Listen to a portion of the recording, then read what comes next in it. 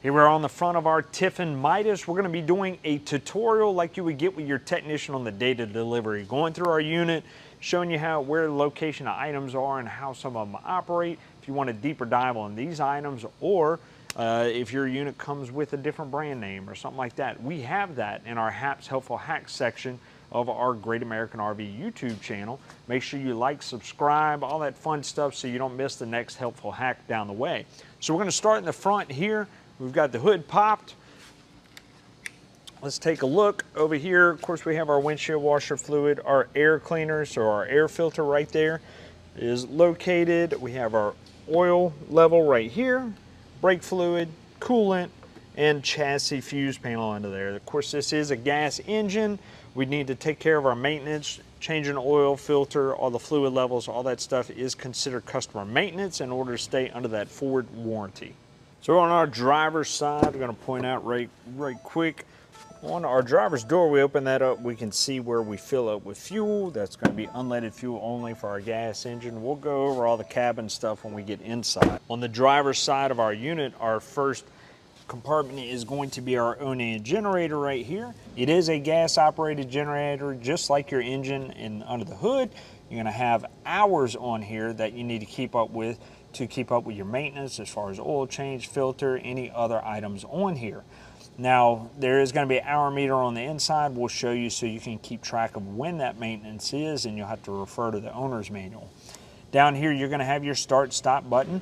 If we hold down that stop prime button, what that does is that kicks on the fuel pump and it primes our generator and prepares it to start. So it's putting fuel into our system and priming it and getting it ready to start. From that point, we hold down our start button and that system will get cranked up. Now, if we start it here from the outside, we need to make sure we put this cover back on so the airflow is proper inside there and the engine doesn't overheat. We're also going to have a start-stop option on the inside of the unit as well. Now, we're also going to see out to the side here, a little cheat code. It's going to tell you with some flashes on what there may be an issue with this unit. This red light, if the engine shuts down, will blink so many times and give you that code. We can also hit it one more time and it'll give us the actual code of the generator as a diagnostic. So it'll blink maybe 3 times, pause, and then blink another 3 times. That would be code 33. Our air filter is located here on the side. Our carburetor, it's pretty much all of the regular owner maintenance that you might know of. We're also going to have a breaker off to the right hand side right here. It's kind of hard to see in there, but there is a little switch. If you ever lose power inside your camper when you're running on generator, and your breakers on the inside are fine, none of them are tripped, generator's running, you want to come out here and check and see if that breaker right there is tripped. If so, shut down like your AC or whatever else you might be operating in there, come out and reset that switch, then turn on those appliances one at a time. You might have overloaded the system. Our next compartment, just an empty storage compartment. Third compartment, we're going to have our water filtration system right here. So inline filter for our water. We hook up our city water, it's going to flow through here and filter it before it goes into our faucets and everything. To the left of that, we're going to have our Schwintek controller right here. That Schwintek controller is for our slide out Schwintek slide. This is where our override would be. We do have more information on how to operate that override in a separate video in our Helpful Hacks section. It's good to go ahead and get familiar with that just in case something happens. Here we'll have our transfer switch. Our transfer switch decides which power it's going to use. So if our generator is running, that is going to take the main charge and it's going to connect over to our generator. If we have our shore power plugged in and our generator off, it will take shore power instead of generator. So it decides which our main power coming into our unit, it decides which one it's going to use. So after you fire up your generator or plug your system in, you're going to hear that click down there, and that's just the relay kicking in so it can begin to use whatever power source is available. So as we talk about that, we have a 30 amp plug right here. We squeeze these 2 tabs, we can remove that. We can see our plug-in is plugged into the wall, and simple push in and click. Now it's a good idea to go ahead and plug it into the camper first, then into the wall, reduces any arcing right here. And we also want to make sure that our AC and stuff is turned off when we operate, when we plug that in and out as well, so we don't have any surges to that appliance. Down here, we're going to have our water pump switch. Our water pump pulls water from our fresh tank system and supplies it to all our fixtures. So we would use that if we don't have a city water connection there at the campsite, if we want to use water while we're traveling down the road, stop at a rest area, whatever, we're going to pre-fill our unit and fill up that fresh tank with some water. So what we do is we have our switch right here to dry, and that'll pull that water from that tank and supply it to our fixtures. We'll go over how to fill that tank a little bit later on down the road. If we are using city water, we want to turn it to city right here. We turn our water pump off because we don't need it. City water is pressurized, right? We'll hook up to our water fixture right here with that city water connection or hose from the campsite. Turn that water on and it's going to supply it to all of our fixtures. Right here is our black tank flush. We're going to use that when we flush out our black tank. We'll go over that when we hit to our dump valves. Just know that that is where it's located. Off to the left here we have our cable hookup. That is going to be where we hook up cable from the campground. That'll send that cable signal to the inside. Of course, we do have our outside shower right here, hot and cold. And then we're also going to have our low point drains down there at the bottom. A little hard to see, but our valves are there in the back. Our low point drains are used when we want to winterize our unit. Winterization comes in whenever extreme cold weather comes around. We want to get the water out of our system and put RV antifreeze in there. We have videos for that. Also, your owner's manual covers that too. And this valve right here is what we would use to go ahead and sanitize our system. Once again, that goes into a whole nother video. Over here, of course, we have a light switch. You'll see multiple light switches like that with two options and that motion sensor right there. One of the options, you can leave it on. That light will turn off when you open the door. It senses motion. That light will kick back on.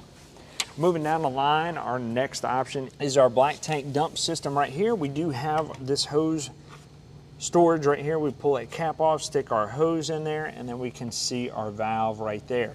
So we have two valves for our system. Our bigger one right here, that is going to be our black tank valve.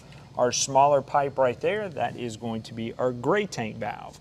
So the difference is our black is sewer water and our gray is shower water. This piece right here is movable. We can go ahead and turn it a little bit if we need to in order to get that pipe situated to hook our hose up. Now, once we have our hose hooked up there at the campground, we can go ahead and actually leave our gray tank open all the time if we're not dry camping, as long as we have that sewage output. Leave that gray tank open, let your shower and sink water run so you don't have to keep coming out here and emptying it. Our black tank, however, we need to go ahead and keep that closed because we need to leave water in the system. Of course, we're going to have solids from our toilet in there, our sewage, and we don't want that stuff to dry up, so we want to make sure we leave this closed until we are ready to dump. That way we're keeping water in that tank, those solids don't dry up, and it's easier to flush. When it is time to empty out that system, hose hooked up, pull that valve, let it start emptying. We go over to our other compartment over there, hook up our black tank flush, which is just a water hose to the water bib.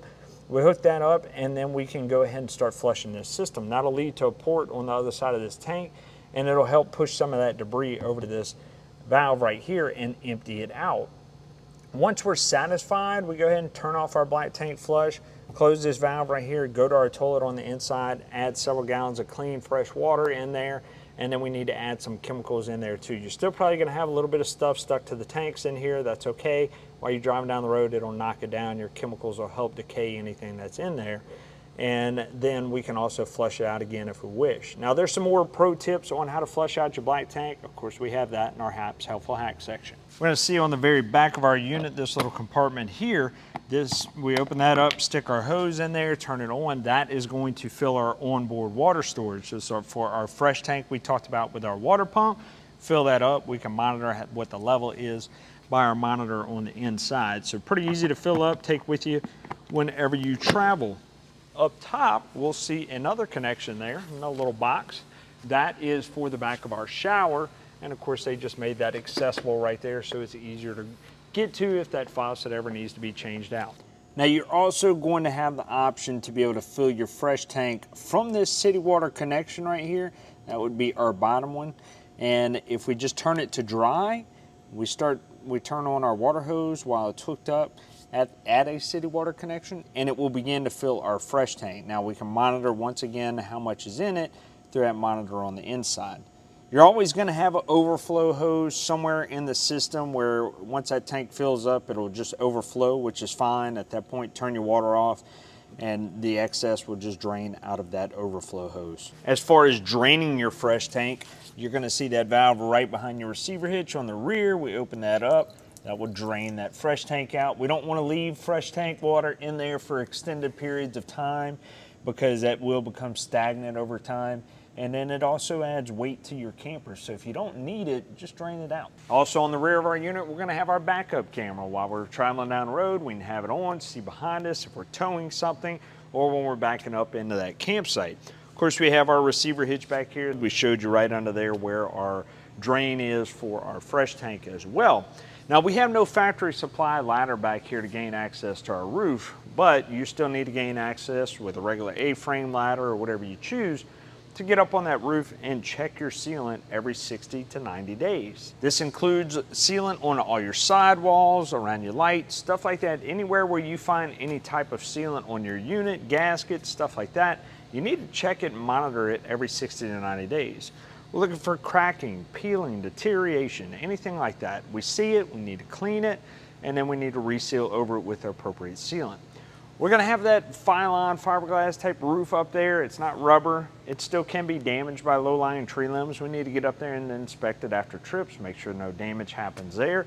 And then we also need to clean that roof about twice a year too. It's gonna help us inspect it a little bit better. All this is considered customer maintenance. Manufacturers aren't going to participate in any water leaks if it's due to a lack of maintenance and we're not taking care of the sealant. Whether you have it in a storage unit, under a cover, out in your yard, whatever the case may be, you need to check this stuff on a regular basis. It's probably the number one thing a lot of customers don't take care of on it. It's the number one thing that causes a lot of damage too. So make sure you're checking your sealant and get it taken care of. On the passenger side, our first compartment right here, that is going to be our inverter. We do have control right there from the side. We're going to see more controls on the inside. We'll go over how that operates. On your inverter, you are going to see a GFCI with a resettable outlet right here. So in the event this outlet isn't working, your inverter is on, you might want to check and see if that reset needs to be done. That way that system will actually output. You're also going to see a little 12-volt breaker right here. That will actually interrupt inverter service as well. If that system is overamped, it will trip that little breaker. Just go push it, reset it, and that system will go back to working. Our next compartment, just more storage, single compartment there. Behind our axle, we're going to have our propane system. This is where our propane tank is stored, and we have our gauge right here to know what a level is. This is our on and off valve for our propane, and then these two fixtures right here are for when they fill it.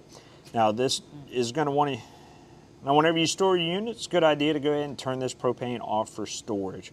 We'll go over a little bit more about propane when we hit the inside. You do have a added feature here on the side. You have that quick connect right there. That quick connect is for a gas grill or any other gas item you might want to use here on the side of your unit. And your last compartment is a little more storage right there in the rear. Above that, we're going to have our Truma water heater. We do have an on-off button right here on the outside. It's generally a technician switch, but if you don't have any power on the inside, you want to come make sure that switch is on. This little green light will also read out some troubleshooting codes in the event that it's not working. Same thing on the inside. We have more information, more videos on our Truma water heaters in our Haps Helpful Hacks section. Moving down, we'll have our exhaust for our Suburban furnace. We'll go over that when we hit our thermostat. And on the back of this, we're going to have our Norcold refrigerator right here. This is a 12-volt refrigerator, compressor driven right here. That's our compressor. This is our little drain tank right here where water is going to go, condensation, everything from our compressor. And then, of course, we're going to see all our coils for the operation of that unit. We'll go over how it actually operates on the inside. On our entry door, we're going to notice we have powered steps. Those are 12-volt powered steps. 12-volt powered steps operated by a motor on the inside. We have an on-off switch in here. We can turn those steps off, and those steps will stay out when we open and close that door. If we want them to go in and out, leave the step power on. When your ignition kicks on, it's automatically going to safety override. Those steps will pull in whenever you go to take off. All right, as we enter our entry door, we can see these two tabs. We pull those off and we'll see our 12-volt batteries right there. Now these batteries are going to be separate from the ones that we find under our hood. The one under the hood is for our chassis. These are for our house batteries, which is going to operate all our 12-volt components in the unit. We will see some inline fuses in here but most of this stuff is going to be set through our panel up here. We'll show you where the main board for that is in a little while, but this is where your 12-volt source comes in for all of your 12-volt power. Now, speaking of that, we have our battery disconnect right here. This literally disconnects your 12-volt power from the rest of the unit, right? So when we store our unit unplugged, we want to turn this off. That way we're not using up that 12-volt power from our batteries, and that system will still have some power when we go to fire everything back up. When we are using our unit plugged in or just unplugged, we're traveling down the road, want 12 volts in our unit, obviously we're going to need this on so this 12-volt power can power everything up. But if we have it off while we're plugged in, these batteries aren't going to charge. So make sure they're on anytime we are plugged in. Over to the left, we're going to find our step on and off switch like we talked about for those steps right there. And then above that, we're going to see a GFCI. Now this GFCI is one of the main ones. It's going to have a test button on there and a reset button. If we ever see that red light right there on, we just hit that reset button on the left. That's going to control some of your GFCI protected outlets. Now that can trip either due to over amperage because we have too much stuff plugged into it, or it can trip because one of those outlets in that circuit are wet. So if it re-trips right after you reset it, go and unplug some of those items or check and make sure those outlets aren't wet. Moving up the wall, we have our ONAN generator control panel right here, just like we talked about outside. We have our on off, hold down stop to prime it, hold down start to start it, and this little light will be an indicator that it's running, and it will also give you some codes through there as well. Now we have our hour meter right here. That's how we keep track of what maintenance is needed. Up to the left, we're going to have our Gerard awning control. It's one touch. We hold down that in button. It'll roll in, roll out. Hold down the out button for a couple seconds. It'll roll out. And then we can let off. It'll continue going. So if we need to stop it for whatever reason, just hit stop and that system will stop. Over to the right, we have our main touchscreen panel. We'll go to our home screen here. We're going to see some of the lights on here, our main ceiling lights, front lights, so on and so forth. If we want all of the lights in our system, we can hit the lights panel. That'll bring us to everything right here, inside and out. And then we're going to have our light master. We hit that off and on, it'll control all the lights that were on the inside. Now our lights for our with dimming options, we'll have that arrow up and down. It might be kind of hard to see, but we'd see that arrow up and down. If we hold down for just a second, we can go ahead and change the dimness of those lights with that option. Hit back, we're going to go back to our home screen. We'll see our main battery voltage. Now this is going to be the voltage for those batteries there under the steps. It shows that we're charging because we are plugged in. Down at the bottom left, we're going to see our tank heater. That's a 12-volt mat heater for our tanks. We kick that on in extreme cold weather to keep those tanks from freezing up. We have our water pump off and on right here. We talked about that outside by our water bay. We use that when we don't have a city water connection and we want to pull from our fresh tank to our faucets. Now this is an on-demand pump. It's only going to operate whenever those faucets are active, and it'll shut off soon after.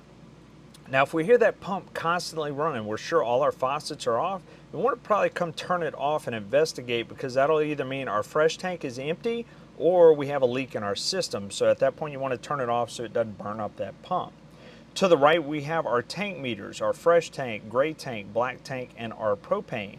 Fresh tank, obviously that's our water, gray tank is our sink and shower water, and black tank is our sewage, and then of course LP is from our tank. Now next we have the lights panel. We talked about that. We have our slide out. Our slide out, once again, Schwintek slide. The board is in the compartment below it. In order to operate, our ignition has to be on and our park brake has to be on. If it's a red light up there, that means that is not active. So in this case, our ignition is not turned on, so it's giving us a red light saying we need to turn it on. From there, we go ahead and operate it with those two buttons there. Our next is mechanical. We have our front vent fan, our max air fan right there. We have one in the rear bathroom as well. We can control that from here as far as open and close, and then how fast we want that fan running as well. Our TV is a mechanical lift right there, 12-volt motor to run it up and down.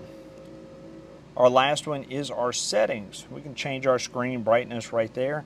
We can also go into screen settings, do some power saving stuff when we want that screen to to go black. We're also going to notice a few other changes in here that you can make as far as the scheme of your screen, colors, so on and so forth.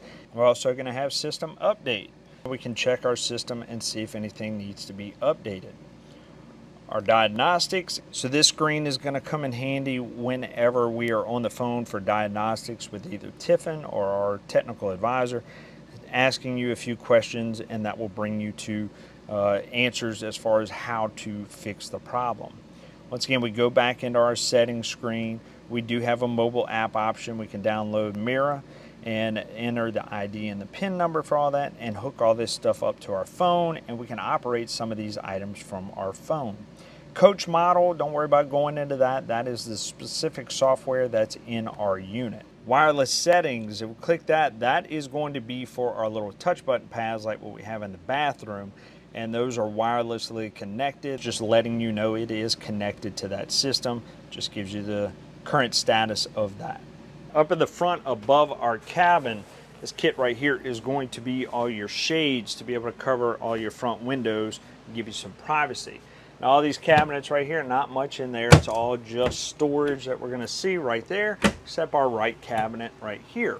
Now we're going to see a coax right here as well as some HDMI ports. All that stuff is going to lead to our main TV in here. So if we have DVD player, PlayStation, whatever we want to plug in, we can go ahead and run the ports into there and it'll go over to our TV. Moving into our driver's seat, just like a Ford Transit van, we're going to have all our controls right here for our cruise control, our volume, stuff like that, as well as screen options for our dash. These would be our Bluetooth options if we hook our phone up to our main system right here. We'll go over how to do that here shortly. We have our automatic lights, our regular lights, all that stuff, dimming options for our main screen up there, power locks, power windows, all that. So let's get to our main screen right here, the heart of our system. So if we go to our home screen right here, we will have connect phone. We can hit connect, and then we're going to go ahead and search for a phone. We hit add phone. Search for your vehicle on your device and select it once it is found. We're going to search for our Ford Transit on our phone. Once we find it, then we would be able to connect to our system right here. Anytime we want to go back to that main screen, we do have our home button here up top. We have Wi-Fi. We can go ahead and search for. Right here, we can connect to a Wi-Fi anywhere at our house, campground, so on and so forth, and search for available networks. Now, of course, there's a lot more stuff we can go over on here. We're not going to dive that deep, but if we go to features right here on the right-hand side, everything is in our owner's manual. We click owner's manual, and it'll give us all our information right here on how to further operate this system and customize it to our current needs. We also have our drive modes right there in our features. We can change from normal, eco, slippery, tow haul, mud, and ruts. So it's going to handle how our vehicle responds. If we go into apps, of course, we have Apple CarPlay and Android Auto. If we hook up to our USB right here, then we can go ahead and have all that system up here on our screen. Once again, more stuff we can download. We have other apps and stuff. We're not going to get into all that. We do have our air conditioner controls down here at the bottom. We can adjust our temperature right here. We can go ahead and turn that recirculation off and on. We can turn it on auto based on what our temperature is. Defrost and down low. We also do have heated mirrors on here. We can turn that on, off and on right here, activate the AC off and on, and adjust our airflow as well. Down here we have our volume control. We can also change those vehicle settings right there as far as drive mode. That's a shortcut we can get to right here, and then we have to touch our screen as far as what we want, which one we want to operate. Have max defrost. Once again, just quick settings to get us, quick settings that will get us where we want to go to our main screen right here. If we hit this button right here, it'll clear out that screen and just give us the time up there. Down below, once again, USB 12-volt socket right there, our system to be able to shift it. And then down here, we're going to have a battery boost on the side of our passenger seat. Now, that battery boost is basically a set of jumper cables that goes from our chassis battery to our house batteries right there by our steps to help jump off the engine in the event that our chassis battery is dead. So we can just sit there and hold that down and then go ahead and crank our engine up, and that system will crank up. Then over to the left of that, we have our emergency brake handle. Pull that up to activate. In order to deactivate, we need to pull up and push that button down, and then it will go ahead and let you loose. If you try to push that button without pulling up, it's not going to let you release it. Up top above our entry door, we're going to see our 30 amp solar controller. This is where our main screen is. We can go through there, see the settings. We do have solar on our unit, so it will charge our battery up while the sunlight is out. Now, not much to go over in this. We will have some settings in here that we can change, but more than likely it's pretty well set, plug and play, ready to go. So we have our Truma AquaGo system for our water heater. Now we do have a reserve tank on this water heater, so it's going to be able to give us kind of instant power, instant hot water if we go to this first mode right here. Now this mode is going to be just regular heat for your water. It's going to be 120 degree output, and the reserve inside your tank is going to keep it at like 100 degrees. Now if we go to eco mode, works the same way, but it's going to keep it at a lower temperature in that reserve tank, so it's going to take a little bit longer to get up to that 120 degree mark, but it still has it prepped and ready to go. We're just conserving the amount of power that we're using on that system. Now our off option right there, obviously that keeps that tank off, and then we have our antifreeze option right here. This would be used in extreme cold temperatures to keep that tank from freezing up. It will keep it at about 41 degrees. And then we have our clean option. Now I'm going to tell you now that clean option, if you click it to clean and you didn't mean to, you better turn it back real quick, because you only have about 30 seconds before this goes into a fault mode. Cleaning is for decalcification of that tank. There are steps to take that you can find in your owner's manual. We'll eventually have a video on this stuff, but don't go to the clean option if you don't want to clean it. Otherwise it's going to get stuck in that mode until you do the proper steps. So just keep that in mind. Next we have our triple vision, which is where our cable and antenna come in. Now if we're using antenna, we just click antenna. We're using cable, we hit cable. Pretty self-explanatory, little switch box between the two, and it'll do what it needs to do from there. To the right of that, we have our Xantrax inverter system. We can kick it on with our power button right there. Our screen will pop up, give us a current battery voltage of what our system is at. Now we can go through here, once again, change the settings and stuff as far as what type of batteries they are, but of course from the factory, everything's already set, ready to go. And pretty simple, you just kick that on when you're not plugged into shore power, and that'll operate some of our 110 outlets and stuff throughout our unit. So we have 110 power without actually being plugged in. We're pulling off of our 12 volt batteries. Now that's only going to last as long as that 12 volt battery down there has power. So keep that in mind. We talked about where our inverter was. It's located in that first compartment right outside the door. It does have a little reset switch on there in the event that this system is not working. We talked about our 12 volt TV lift right here, activated from our screen panel. This right here is just a pop off. It will gain us access to our motor and the wiring behind it if we ever need it. On our main slide out, of course, we have our Murphy bed option. Go ahead and pull our pillow and cushions out of the way. We have our sofa down here. That can lift up. We have more storage. We have those racks there on the side that are interchangeable here to go ahead and give you like a TV tray option, stuff like that. All that stuff's under there. We can store it here.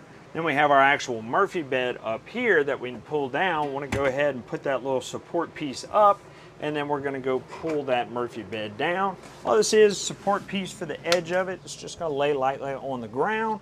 We have our bed option right there, more storage up top, a few lights. To put it back, simply lift up. You are going to find some resistance, some shock arms that help you lift that system. We go ahead and pull that arm down, and then we can store that piece down right there. Put our cushions back, and we got back to a couch. Moving into our kitchen, 110 microwave. Our plug-in for it is in the cabinet right next to it. We have our Norcold refrigerator. Norcold refrigerator has a couple options up here. We'll take a closer look. Detach it here. We have our on off right there. That's going to turn that system on. We have to hold it down for a couple seconds. Then we have our freezer box lit up right there at the top, and then our refrigerator box lit up there at the bottom. When we want to choose those options and change the settings, we just click on that button, and then we can change what our temperature setting is in there. the higher number being the colder in there. We have our night mode. If we hold down our night mode, our compressor will slow down and basically be conserving 12-volt power.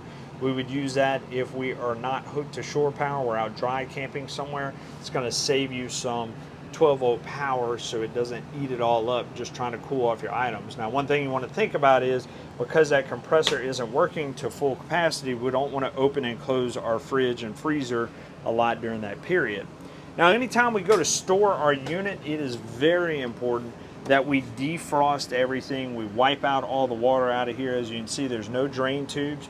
We need to clean all that out because it will mold and mildew in there, and that water will actually also leak out during travel or just sitting if too much water is in that freezer, drip down and damage all our wood components around our fridge, and that is not going to be covered by the manufacturer.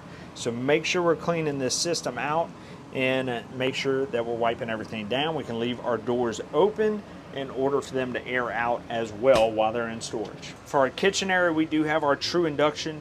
It means that we have to have the special pots to be able to put on here for this to actually heat up. No gas grill in here, just our true induction cooktop. Of course, we have our sink right there. We're hot and cold right there on the faucet.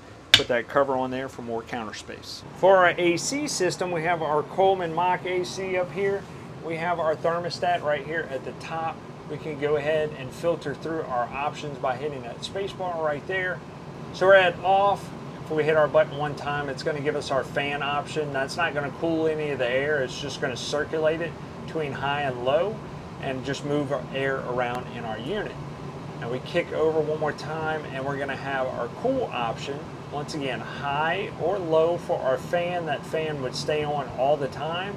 Or we can go to auto and high and low, and that fan will turn off and on after our compressor turns off and on. Our next option is heat, and that would only be active if we had an actual 110 heating element up here in this system. But more than likely, your unit is not going to come with that. We do have our furnace there on the side. We'll go over that there in a second. As far as all your vents, of course, you have directional vents down there and up top, and then we're also going to have our filter right here on the side. We pull these two tabs right here. We need to gain access to that filter and clean both of those so we're not restricting any air to our AC. Thermostat for the furnace, fairly self-explanatory. We have off and then we have heat. Click our heat right there, and then we can adjust what we want our temperature to be at on the inside. Now it's going to kick on our furnace over here on the side. We'll hear it click. Now that is a propane item. Due to the fact that we don't have a gas stove, it's going to be a little harder to bleed air out of our system. So keep in mind when we activate our furnace, the first time it cranks up, it may go into a fault. Same thing goes for our tankless water heater.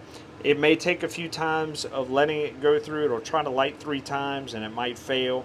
And we just need to reset this system. Turn it off, turn it back on, run it maybe 2 to 3 more cycles, and then that'll more than likely have bled all the air out of our system and it'll go to operating. We get air in our system due to we turned our tanks off during storage or we ran out of gas. It's a common issue and not a big deal. Moving into our bathroom, we're going to see our 110 breaker panel right here.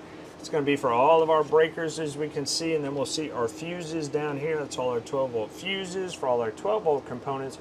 We're going to see everything labeled right here as far as what they all control. So this is going to be one of the first places we want to go when it comes to diagnostics if something isn't working. Now we'll see our main brain for our panel in the little board right here. We've already unscrewed these screws.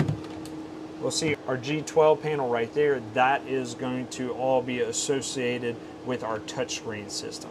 Over to the left of that, we're going to see our CO-LP detector. That is going to warn us of any cautious gases for CO or LP in our unit, alert you and alarm you to vacate that unit. Now we do need to test the audible alarm on there. Hold down that button right there. That'll go ahead and test it. We have that green light there at the bottom that indicates that that system is powered on. This is going to be hardwired into our 12-volt system, so it is going to be on all the time. We're also going to have an expiration date there at the top, and that's going to let you know when this system needs to be replaced. Now we're also going to have smoke detectors in our unit as well, so we need to keep that in mind. Those run off of batteries, and we need to test the audible alarm on it as well. Another thing about our system right here, this is going to be where our converter is. Our converter is what charges that battery when we're plugged in. So you're going to hear a little fan running under there, very common anytime we're plugged in. it's likely charging those batteries. Also in here, we're going to have another GFCI resettable breaker right here for our bathroom area.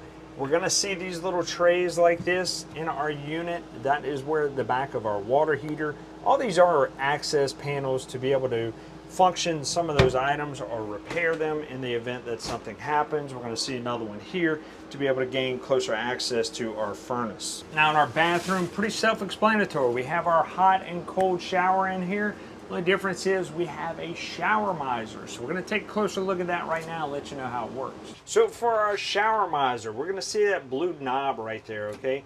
Down here, we're going to see another valve. Let's detach this so you have a better look. We're going to see another valve. So when we are dry camping, we're trying to conserve the amount of water we're putting into our gray tank and the amount of water we're pulling out of our fresh tank because we don't have access to a dump station or city water connection. So in order to do that, we have our shower miser. We can go ahead and turn this valve right here, and that will return the water to our fresh tank. So it's waiting on our hot water to warm up.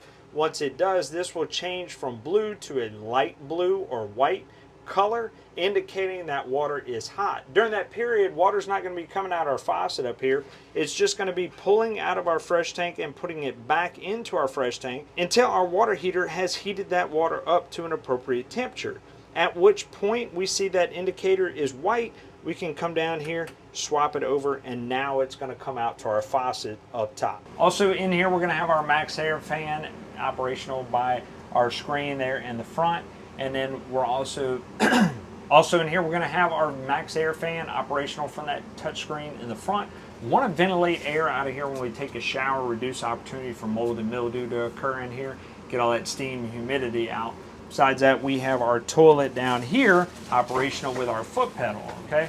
So important thing about our toilet is we're only putting sewage in there, number one and number two. When we're talking about number one and two, we're talking about liquids and solids. So liquids being number one, you do your deed, hit that pedal, send it down the drain to your black tank. Now, if we were putting solids in here, we need to fill this bowl about 1/2 to 3/4 of the way with water to make sure we have enough water to push those solids down to our black tank. We don't cause any clogging in our system. So in order to do that, just barely push that pedal down. Our water system will kick in and start filling that bowl. Once you got it filled to the right level, flush it down the drain, you're good to go. Besides that, we want RV toilet paper only. If we don't use RV toilet paper, it's not going to degrade properly and it could clog up the valves on our system when we go to drain.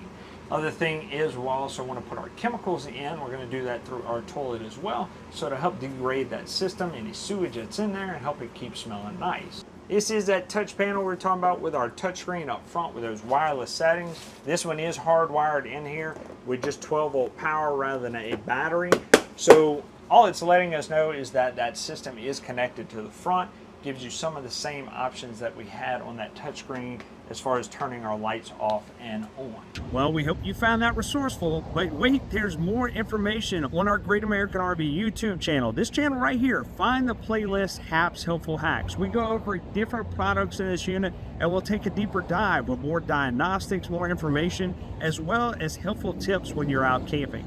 Tell your buddies, tell your friends, like, share, subscribe, do all those awesome things on YouTube, TikTok, wherever you found us. And keep watching here at Great American RV Superstores, where we bring the how-to you.